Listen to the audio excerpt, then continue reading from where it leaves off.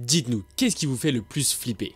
Est-ce que ce sont des individus qui n'ont pas peur de cacher leur visage, ou alors est-ce que ce sont plutôt des gens qui portent des masques, comme par exemple ceux de clowns tueurs? Dans ces 4 histoires que les abonnés nous ont racontées, vous verrez qu'il y a les 2 configurations et que dans les 2 situations, la peur est au rendez-vous. Bonsoir et bienvenue dans cette nouvelle vidéo en compagnie de Joe et Kratos. Et ce soir, on a l'immense plaisir de vous retrouver pour ce nouveau thread d'horreur, et qui plus est, un thread d'horreur bien spécial car il s'agit d'un épisode spécial abonné. Vous êtes super nombreux à nous rejoindre en ce moment sur la chaîne, donc merci beaucoup à vous et bienvenue. Et vous êtes également nombreux à nous raconter vos histoires et c'est super cool, nous perso on adore les lire et on répond à tout le monde. Donc surtout si vous avez une histoire à nous raconter, n'hésitez pas à nous contacter sur les réseaux sociaux qui s'affichent juste là. N'hésitez pas également à suivre nos aventures parce qu'on parle un petit peu plus de notre vie en off sur Instagram par exemple ou sur Discord. Bref, en tout cas, nous on sait pourquoi vous êtes là. Juste avant de vous laisser à ces 4 histoires, n'hésitez pas à vous abonner si ce n'est pas déjà fait, à activer la cloche, bref, vous connaissez la chanson. En tout cas, nous, on est parti pour la première histoire.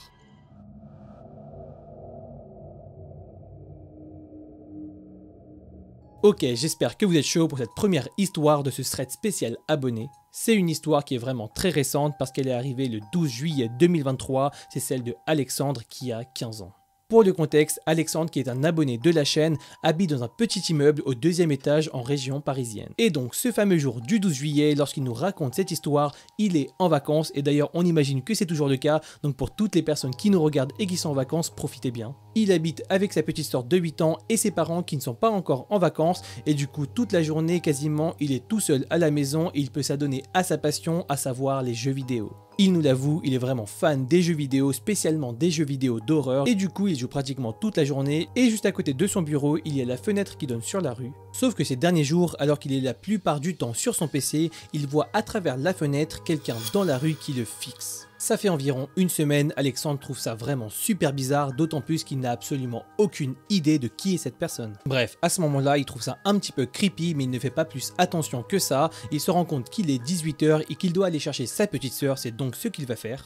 En grand frère responsable, Alexandre amène donc à bon port sa petite sœur jusqu'à la maison et peu de temps après ce sont ses parents qui vont rentrer et du coup il est déchargé du poids de la surveillance et il profite pour sortir dehors pour aller faire un basket avec un pote. Ce pote en question c'est même ce meilleur pote, ils ont vraiment l'habitude de jouer ensemble toujours dans le même parc qui est situé juste à côté de la maison d'Alexandre. Et alors qu'ils passent leur meilleure session, Alexandre check sa montre et voit qu'il est 22 h 30, l'heure à laquelle il doit rentrer. Il dit donc au revoir à son meilleur ami qui allait rester un petit peu de temps pour s'entraîner encore un peu plus et Alexandre entame la marche du retour. Même si on est en été, il commence à faire assez sombre et du coup sur le chemin du retour, Alexandre voit qu'il y a quelqu'un à côté d'un petit lac et très vite il trouve le type louche. Et il faut savoir que ce dernier, d'après ses propres mots, est plutôt parano, du coup il commence à presser le pas et quelques instants après il se retourne encore une fois vers l'homme et voit qu'il a disparu et c'est donc à ce moment qu'il décide de taper un sprint parce que quelque chose au fond de lui criait qu'il était poursuivi. Pendant sa course, Alexandre a même le réflexe de prendre son portable pour faire semblant d'appeler quelqu'un et une fois qu'il arrive à la sortie de ce fameux parc, il se rend compte qu'il y a quelqu'un qui est posté juste à côté de la sortie et cette personne, vous l'aurez compris, c'est bien le type qu'il avait aperçu à côté du lac. Du coup Alexandre fait demi-tour et décide de sortir par une autre sortie et finalement il arrive à rentrer sain et sauf chez lui. Bref, à ce moment-là, Alexandre se pose 1000 questions, il va même envoyer un message à son meilleur pote pour lui dire de faire attention parce qu'il y aurait quelqu'un de chelou qui traîne dans les parages. Mais bon, à ce moment-là, il n'y pense plus, il vérifie que tout est bien verrouillé et il se remet devant son PC pour une nouvelle séance geekage. Et le lendemain, alors que cette histoire lui était complètement sortie de l'esprit, Alexandre décide de retourner au parc cette fois seul pour aller faire un petit peu de vélo parce qu'il faisait beaucoup trop chaud en journée. Et à un moment il est complètement crevé, il sort donc sa gourde et commence à boire, mais tout en buvant, il voit qu'il y a quelqu'un à l'horizon et encore une fois c'est la même personne qu'il avait vue la veille. Pris de panique, Alexandre laisse sa gourde sur la table, il enfourche son vélo et pédale le plus vite possible pour lui échapper. Il arrive encore une fois à bon port chez lui, sauf que cette fois il doit déposer son vélo dans la cave, c'est donc ce qu'il va faire. Sauf que petit hic, sinon c'est pas drôle, la cave est complètement plongée dans le noir, on n'y voit quasiment rien et pour couronner le tout, une des entrées à l'arrière est accessible à tout le monde parce que la porte était cassée. À ce moment-là, Alexandre devient complètement parano, il est quasiment sûr d'apercevoir une ombre dans la cave se profiler et attendre le bon moment, mais finalement il attache son vélo le plus vite possible et remonte jusqu'à chez lui. Encore une fois, il s'enferme dans sa chambre, il se repasse les événements en tête, mais n'arrive pas à comprendre qui était cette personne et ce qu'il lui voulait, mais une chose était sûre, il n'était pas bien intentionné. Et le lendemain, après une journée très chaude, Alexandre est encore une fois de plus résolu à sortir, sauf que cette fois, il évite complètement le parc parce qu'il avait vraiment trop peur de tomber sur cet individu et il sort en plein après-midi. Et pile au moment où il sort, il voit discrètement quelqu'un sortir de la cave et commencer à monter dans les escaliers alors que cette dernière personne ne l'avait pas aperçu. Alexandre le reconnaît direct, il est vraiment super content de ne pas s'être fait cramer et il voit en plus que dans sa poche il y a une seringue. À ce moment là, c'en est beaucoup trop, le type était donc dans la cave à attendre pendant tout ce temps Alexandre. Il dégaine donc son téléphone, compose le numéro de la police et par chance le commissariat est situé à peine 5 minutes, du coup ils vont arriver super rapidement. Le type se fait directement arrêter, il va coopérer mais il a l'air extrêmement énervé. Et Alexandre apprend que lors de sa montée dans l'escalier, l'individu se faisait passer pour un livreur Amazon et il toquait donc sur chaque porte dans l'espoir de tomber sur lui. Alexandre est évidemment en état de choc, il y a une ambulance qui va être dépêchée sur les lieux et qui va le prendre en charge psychologiquement. À ce moment-là, il se pose tout un tas de questions, il se demande ce qu'il se serait passé s'il n'était pas sorti ou s'il était resté un peu plus dans la cave la veille. Et autre détail encore plus glauque, lui et sa famille vont apprendre que le type était resté dans la cave pendant toute la nuit et qu'il avait sur lui effectivement une seringue mais également un couteau et qu'il avait déjà fait de la prison pour des raisons très sombres. Ces raisons étant de la violence, de la séquestration et du kidnapping sur mineurs. Bref, Alexandre a été complètement traumatisé en apprenant tout ça, d'autant plus que ça arrivait quand même très récemment. Et même si aujourd'hui l'individu a été arrêté, Alexandre n'arrête pas de se demander ce qu'il se serait passé s'il avait réussi à mettre la main sur lui.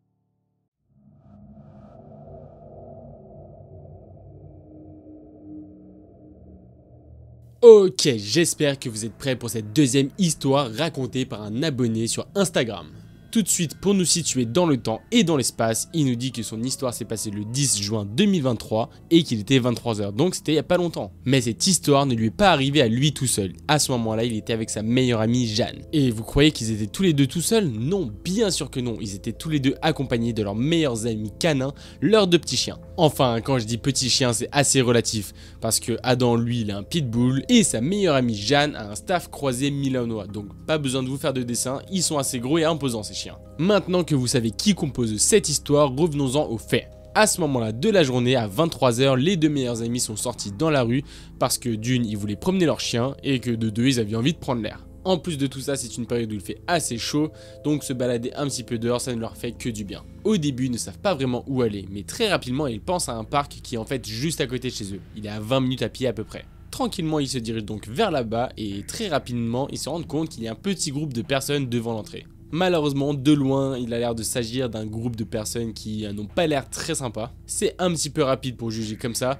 mais bon, vous comprenez, il les voit de loin, il voit qu'ils font des mouvements brusques et qu'ils ont l'air de faire un petit peu n'importe quoi dans la rue, bref, ça s'annonce pas très bien. Mais bon, c'est trop tard, les chiens ont vu le parc et eux, ils n'ont qu'une envie, c'est d'y aller. Adam et Jeanne ne savent pas trop, ils hésitent, ils se demandent s'ils doivent vraiment y aller ou pas. Mais finalement, en voyant l'enthousiasme de leur chien, ils se disent que ok, de toute façon, ils n'ont à peu près rien à craindre. Plus ils avancent vers le parc et plus les nouvelles sont plutôt bonnes. Le groupe n'a pas du tout l'air de les calculer. Adam, en leur jetant des petits regards, il se rend compte qu'ils sont à peu près 6 ou 7, un truc comme ça. Mais bref, ils ne sont pas là pour ça, ils passent à autre chose. Ils ont juste envie de se balader dans ce parc et faire plaisir à leur chien. Bref, c'est bon, cette petite crainte est derrière eux. Ils continuent donc à se balader dans le parc, mais au bout d'un moment, le chien de Jeanne fait un peu n'importe quoi. On ne va pas vous faire un dessin et tous les propriétaires qui ont un chien vont comprendre, mais ce chien commence à renifler les excréments d'un autre animal et il commence même à en manger. Très naturellement, Jeanne s'énerve donc et elle dit à son chien de ne pas le faire. Et on vous le rappelle, c'est quand même un gros chien, donc elle a une voix qui porte assez et elle l'engueule clairement. Sauf que malheureusement, tous ces petits cris commencent à attirer l'attention du groupe qui était à l'entrée. Adam les remarque tout de suite, il voit qu'ils se dirigent vers eux et qu'ils n'ont pas du tout de bonnes intentions. Ça y est, on y est, les insultes pleuvent, les individus qui sont dans le groupe commencent à les insulter de tous les noms. Malheureusement, ils ne s'arrêtent pas là, ils commencent même à les menacer. Bien entendu, et remarquant qu'ils sont complètement en position de faiblesse, Jeanne et Adam se font petits, ils décident de ne pas les provoquer et juste de continuer à marcher en essayant de les ignorer. Mais malheureusement, ça ne fait qu'attiser la colère de tous ces individus qui continuent à les insulter. Et là, Adam, parmi toutes ces insultes, il va entendre une phrase qui va lui glacer le sang. Une des personnes qui était dans le groupe et qui a priori ne parlait pas trop, dit une phrase à un de ses collègues. Il lui dit d'aller dans la voiture pour les récupérer de l'autre côté, les intercepter et en finir avec eux. Cette fois, c'est la goutte de trop. Adam, il commence à vraiment avoir peur pour sa vie. Il est 23 h, on vous le rappelle, on est en pleine nuit et il y a plein d'individus qui sont complètement hostiles avec eux. Cette fois, ils ne perdent plus de temps, Adam et Jeanne se mettent à marcher un petit peu plus vite et pendant ce temps, Adam compose le numéro de la police et il l'appelle. La situation est plus que tendue, Adam a le téléphone à l'oreille, les individus sont en train de s'approcher. Le policier qui est à l'autre bout du fil lui demande plein de précisions, il lui demande où il est exactement, il veut le nom du parc et bien entendu Adam va lui donner.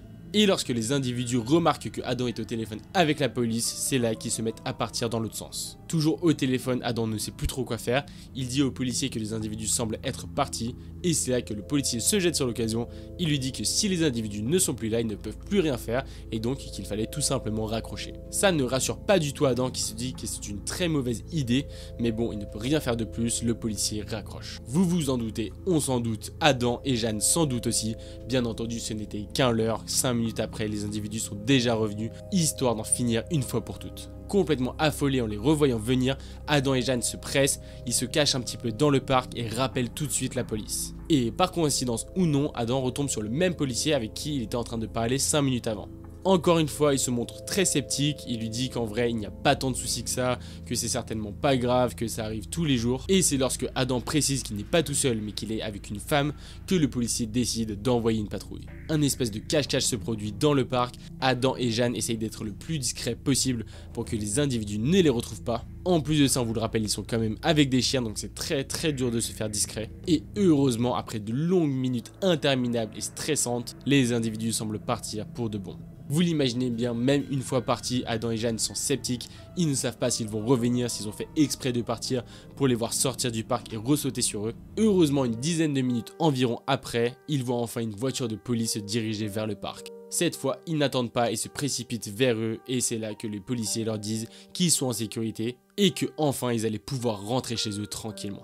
Bien entendu, et vous vous en doutez, ce groupe d'individus ne sera jamais retrouvé après ça. Mais ce qui est sûr, c'est que Jeanne et Adam réfléchiront à 2 fois la prochaine fois qu'ils voudront se balader dans un parc à minuit.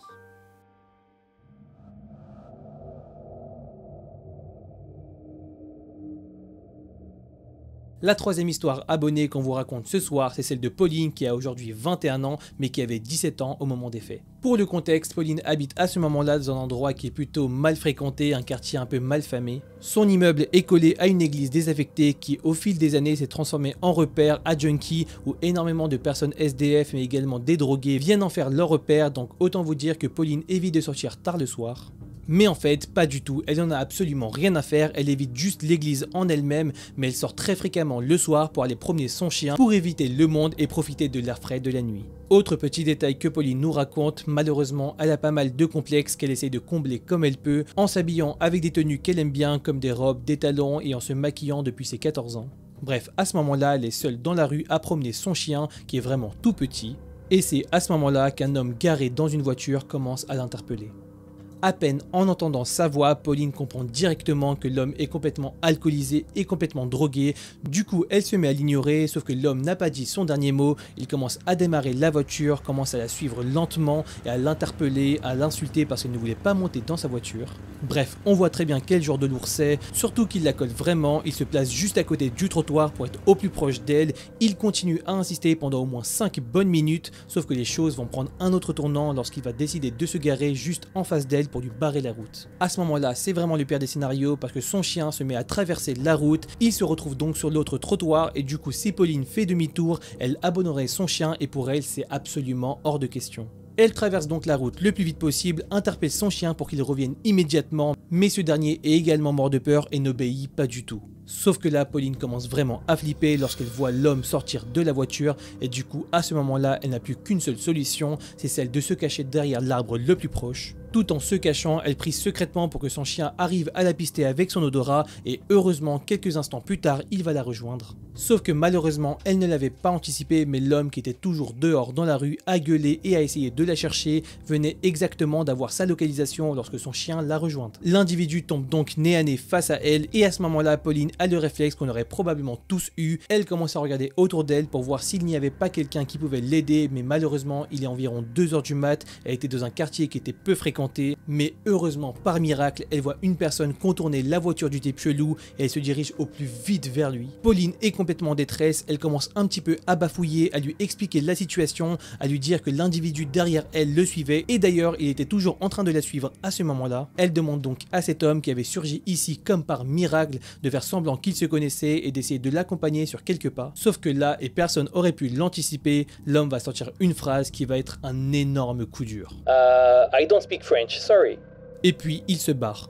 Tout simplement, c'est vraiment un énorme coup dur. L'homme s'en va, Pauline reste plantée là, d'autant plus que c'est un quartier qu'elle connaissait très bien, mais elle a l'impression d'être complètement perdue, d'être complètement figée. Et au bout de quelques instants qui lui ont paru être une éternité et que le mec chelou derrière elle était encore en train de la poursuivre et allait arriver jusqu'à elle, elle voit l'étranger revenir en courant. Mais au bout de quelques instants, c'est un deuxième miracle, elle voit un autre homme qu'elle ne connaissait pas se diriger vers elle en courant. Et là, le type qui parle bel et bien français lui explique toute la situation.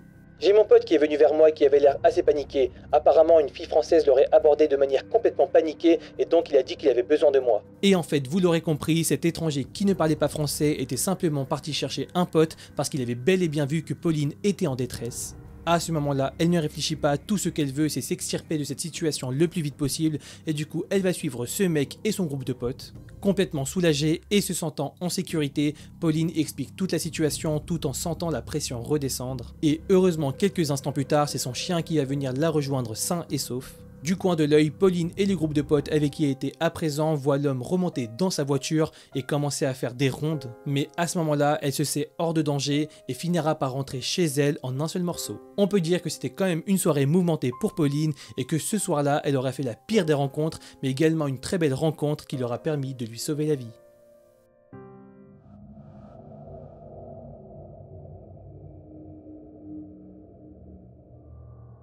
Pour cette dernière histoire du thread d'horreur abonné, on espère que vous êtes prêts et que vous n'êtes pas coulrophobe. Petite précision pour ceux qui ne savent pas ce que c'est la phobie des clowns. Petite mise dans l'ambiance, on sait c'est un peu dur parce qu'en ce moment il fait chaud, mais dans l'histoire on est le 31 octobre, l'hiver pointe son nez et l'abonné en question décide d'organiser une petite soirée bien flippante. Enfin, quand on dit qu'il organise une soirée, c'est plutôt ses parents qui l'organisent parce que lorsque ça arrive, il a à peu près 12-13 ans. Ses parents l'ont autorisé à inviter 2 amis chez lui, donc lui il est hyper content, mais en fait il n'a pas vraiment organisé quelque chose, il a en fait rien prévu. Pour l'instant, le début du plan c'était seulement de se retrouver à la maison et ensuite de voir ce qu'ils allaient faire. Alors que les 3 garçons sont maintenant réunis chez Cédric, ils se demandent quoi faire et en fait ils n'ont pas vraiment d'idée. Ils commencent à se raconter des petites histoires, ils cherchent un film à regarder mais rien ne les inspire. Jusqu'au moment où Cédric a une idée. Tout d'abord, il faut savoir qu'il a la chance d'habiter juste à côté du collège dans lequel il étudie. Vous l'imaginez bien, à cet âge-là, il n'a pas énormément d'autres références où aller et donc il propose à ses potes de tout simplement s'y rendre en pleine nuit. Cette idée un peu extravagante chauffe complètement ses potes, ils ont envie de ressentir des sensations un petit peu fortes, d'être dans un endroit qu'ils connaissent par cœur à un moment de la journée auquel ils n'ont pas du tout l'habitude d'être. C'est décidé, il est 21 h, la nuit a déjà pointé son nez lorsque les 4 garçons décident de sortir de la maison. On ne sait pas trop s'il l'a fait de manière officielle en le disant à ses parents ou alors s'il l'a fait de manière officieuse en y allant en douce. Cédric, si tu vois cette vidéo, n'hésite pas à nous le dire en commentaire. Mais bref, quelques minutes après, les voilà déjà presque devant le collège, on vous l'a dit, ils sont juste à côté. Cédric nous précise qu'en ce soir d'Halloween, il y a énormément de monde dans la rue. En même temps logique, c'est une soirée de fête, il y a plein de gens qui sortent pour aller chercher des bonbons ou pour autre. Et étant donné que c'est Halloween, tout le monde est déguisé bien entendu. Il voit des Jason un peu partout, il voit des Freddy, des Ghostface, bref c'est un peu la base un soir de 31 octobre. Et au bout d'un moment, alors qu'ils sont de plus en plus proches de leur collège, ils voient que le monde se disperse un peu. En même temps, normal, personne ne va au collège à cette heure-là en fait. Ils ne sont plus qu'à une dizaine de mètres à peu près de celui-ci lorsqu'ils voient un lampadaire. Jusque là, rien d'anormal, mais c'est plutôt les individus qui sont en dessous qui les intriguent. De là où ils sont, ils voient très distinctement qu'il y a 3 hommes qui se tiennent au lampadaire, mais ils ont une allure assez étrange. De loin, ils voient juste que les individus ont des objets dans les mains, mais ils n'arrivent pas vraiment à les identifier, jusqu'au bout d'un moment où ils sont assez proches pour voir leur déguisement. Alors que Cédric et ses amis marchent dans la pénombre, ils remarquent que les 3 individus sont déguisés en clowns. Vous pouvez peut-être imaginer des clowns bien gentils, bien sympas, eux ce n'était pas du tout le cas. Au contraire, ils étaient déguisés de la tête aux pieds avec un costume intégral et leur masque était plus que terrifiant. Alors que les trois amis sont maintenant assez proches, les clowns se retournent parce qu'ils les ont entendus. Et c'est là que Cédric voit ces trois clowns avec leur grand sourire bien terrifiant et bien gorgé de sang les regarder dans les yeux. Obnubilé par leur masque, Cédric ne fait plus attention à ce qu'ils ont dans les mains, mais après quelques instants, un de ses amis le fait remarquer. Les trois clowns ne portent pas des objets banals dans les mains, ils portent en fait des armes. Chacun d'entre eux a une arme différente et ce qui marque le plus Cédric, c'est qu'il voit très bien que les armes ne sont pas fausses. L'un d'entre eux a un grand couteau de boucher, l'autre a une hache et le dernier a un grand fléau. Cédric est en train de vivre un instant qui lui paraît être une éternité, un instant pendant lequel ses amis et lui sont en train de fixer ces clowns qui eux-mêmes leur rendent leur regard. Mais malheureusement, les clowns finissent par rompre ce moment. Sans crier gare, et alors qu'à ce moment-là ils étaient totalement immobiles, les trois clowns se mettent à sprinter en direction de Cédric et de ses amis. Vous l'imaginez bien et je pense qu'on l'aurait tous fait dans cette situation, Cédric et ses amis se retournent et ils font exactement la même chose, ils partent en courant le plus vite possible. Mais n'oublions pas, Cédric n'a que 12 ans, ses amis pareil, donc il ne court malheureusement pas très vite. Heureusement, Cédric avait ramené une trottinette, donc il va plus vite, mais il voit très bien qu'un de ses amis n'arrive pas à aller aussi vite. Sachant que lui, Cédric, pourrait courir certainement plus vite, il décide de donner la trottinette à son ami pour qu'il aille plus vite, pendant que lui prend le relais à courir à pied. Après quelques secondes de course acharnée, Cédric malheureusement se prend les pieds dans des cailloux et il trébuche par terre d'une manière très violente. Et alors qu'à ce moment-là, il ne craint qu'une chose, c'est que les trois clowns l'aient rattrapé, il regarde derrière lui et il voit en fait que les trois sont arrêtés à une centaine de mètres et qu'ils sont en train de rigoler à fond. Ce n'est pas un rire banal, les trois clowns sont en train de se taper une gigabarre, vraiment comme les clowns tueurs, comme on le pourrait l'imaginer dans nos têtes et comme vous l'imaginez très certainement. Heureusement, l'histoire se finit à peu près là, Cédric et ses amis, n'oublions pas, étaient juste à côté du collège, donc ils arrivent très vite chez lui. Les trois amis sont terrorisés, ils sont transpirants, ils ne savent plus quoi faire, ils sont cloîtrés dans la chambre de Cédric. Avec du recul, il nous dit que cet événement l'a profondément marqué, en même temps c'est assez normal et c'est assez traumatisant pour des jeunes de son âge. Et il termine son récit en nous disant que depuis, il ne voit plus Halloween de la même manière. Bon, qu'on soit bien tous d'accord, on flipperait tous en croisant des clowns tueurs dans la vraie vie, qui plus est armés. C'est drôle parce qu'en imaginant la scène, ça fait vraiment cliché de films d'horreur, on croit que ça arrive que dans ces derniers, mais là, comme on peut le voir, c'est arrivé à un abonné, donc vraiment, on dirait que ces choses-là sont bien réelles. En tout cas, force à toutes les personnes qui nous racontent leurs histoires et merci à vous d'ailleurs de nous les partager, c'est toujours un réel plaisir d'écouter vraiment vos récits. Si vous avez également une histoire à nous partager, n'hésitez surtout pas à le faire, on les lira avec plaisir. Du coup, vous pouvez nous les raconter sur les réseaux sociaux qui s'affichent juste là à l'écran pour également suivre nos aventures. On est quand même pas mal actifs, surtout sur Discord et Instagram. N'hésitez pas à vous abonner à la chaîne en appuyant gratuitement sur ce petit bouton rouge. Et aussi, n'hésitez pas à activer la petite cloche pour être prévenu de toutes les prochaines vidéos. D'ailleurs, bienvenue à toutes les personnes qui nous rejoignent, vous êtes tous de grands ouf. Et bien Joe a tout dit sur ces belles paroles, on vous souhaite une excellente soirée, on espère que vous ne ferez pas trop de cauchemars, c'était Joe et Kratos, on se dit à la prochaine pour une nouvelle vidéo. Ciao. Et c'est une fin de tournage. Yeah. Pour vous, mais pas pour nous. On ne va pas vous faire un des chiens, pas mal ça. 45, ok parfait. 45 et ok, juste les deux dernières. Bon. Fine, ok. Tac, je fais ça en 2 secondes.